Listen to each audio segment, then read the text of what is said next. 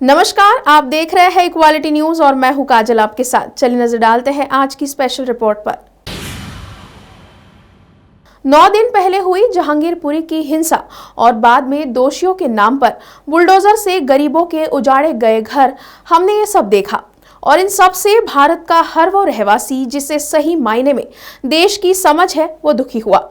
इसी कड़ी को जोड़ते हुए जहांगीरपुरी हिंसा के विरोध में दिल्ली स्थित क्रांतिकारी युवा संगठन और एसएफआई के छात्रों ने शांतिपूर्वक तरीके से प्रदर्शन किया और पूरे मसले पर अपनी विस्तृत राय रखी। जहांगीरपुरी हिंसा ये देश में हुई कुछ कलंकित हिंसाओं में से एक है।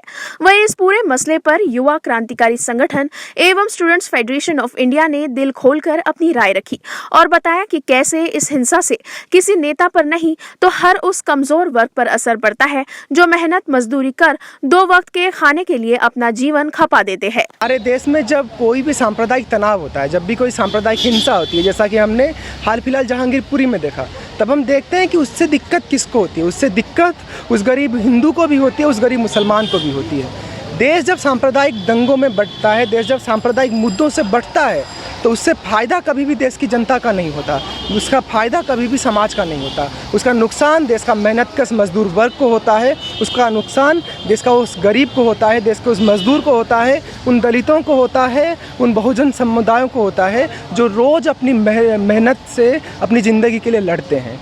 इसीलिए सांप्रदायिकता का जो सांप्रदायिक तनाव जो हाल में जहांगीरपुरी में देखा गया वो बहुत ही शर्मनाक है। और जिस तरह से सरकार और जिस तरह से आज की जो सत्ता है वो जिस तरह से लोगों को भड़काने की कोशिश कर रही है, जिस तरह से लोगों के बीच में एक तनाव बना रहे ताकि सरकार को उसके असली मुद्दों के ऊपर लोग सवाल ना कर सकें, इसीलिए सरकार चाहती है कि तनाव बना रहे। और इसीलिए जहांगीरपुरी की जो हिंसा हुई है, हम उसका विरोध करते हैं, लोगों से अपील करते हैं कि हम इस हिंसा के खिलाफ आएँ और सरकार की जो मूलभूत समस्याएं हैं, जो हमारे जीवन की समस्याएं हैं, जिन्हें सरकार पूरा करने में विफल रही है, उनके संघर्ष को आगे लेके आएँ। वही ये पूरा मसला सिर्फ एमसीडी चुनाव के मद्देनजर ये सारी कार्रवाई की जा रही है।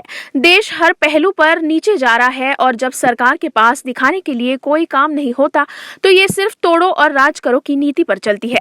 ऐसा आरोप क्रांतिकारी युवा संगठन के सदस्य की ओर से लगाया गया।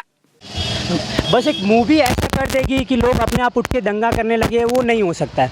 प्री प्लान था ये जो मेरा मानना, मेरे ओपिनियन में पूरी तरह से प्लान किया गया था कि हम ये चीज़ें करने वाले हैं, क्योंकि एक तरह की पॉलिटिक्स खेली जा रही है। सीधी बात ये है, एमसीडी में चुनाव होने वाले हैं, 2024 में फिर से चुनाव होने वाला है और 2025 में आरएसएस को 100 साल होने वाले हैं। जाहिर सी बात है, उस स्थिति में आप कुछ बड़ा करने वाले हैं और उसको करने के लिए आपको एक पॉलिटिकल मोबिलाइजेशन, लोगों का आपको ओपिनियन बनाना पड़ेगा। वो ओपिनियन बनाने के लिए आप क्या कर रहे हैं, लोगों का सपोर्ट लेने के लिए आप क्या कर रहे हैं। जाहिर सी बात है, जब से मौजूदा सरकार पावर में आई है, बीजेपी सरकार पावर में आई है, लगातार महंगाई बढ़ी है, लगातार एजुकेशन में फ़ंड कट हुआ है, हॉस्पिटल की हालत ख़राब हुई है, लोग भूखे मर रहे हैं। देश का जो नंबर है वो लगातार वो डेमोक्रेटिक उस इंडेक्स में हो या भुखमरी में हो, लगातार नीचे जा रहा है, यानी हर पहलू पे नीचे गया है। आप क्योंकि आपके पास कोई तरीका नहीं है कि लोगों का आप सपोर्ट फिर कैसे खींचेंगे, तो आपके पास एक तरीका है जो आप लगातार खेलते रहें। वो एक तरीका है आपकी लोगों के बीच लोगों को आपस में डिवाइड करेंगे, जो अंग्रेज़ किया करते थे। अंग्रेज़ भी कुछ देते नहीं थे, लेकिन लोगों को डिवाइड करते थे, जिसके बेसिस पे जो मेन इश्यूज़ हुआ करते थे आप उनको छुपा देंगे।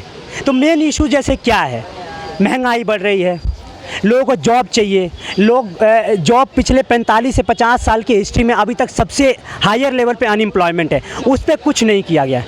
हमारी खासियत विविधता में एकता है, लेकिन इसी विविधता को एक दूसरे के खिलाफ भड़काकर अपनी वोट बैंक की राजनीति करना ये नेताओं से बेहतर और भला कौन कर सकता है। इसीलिए हमें इनकी इन डिवाइड एंड रूल की राजनीति को समझना होगा और बिना किसी धर्म विशेष की बात करे सिर्फ काम के दम पर ही उन्हें चुनना होगा। और अगर भविष्य में ऐसा वाकई होता है तो जल्द ही भारत में ऐसे दंगे शायद देखने को ना ही मिले।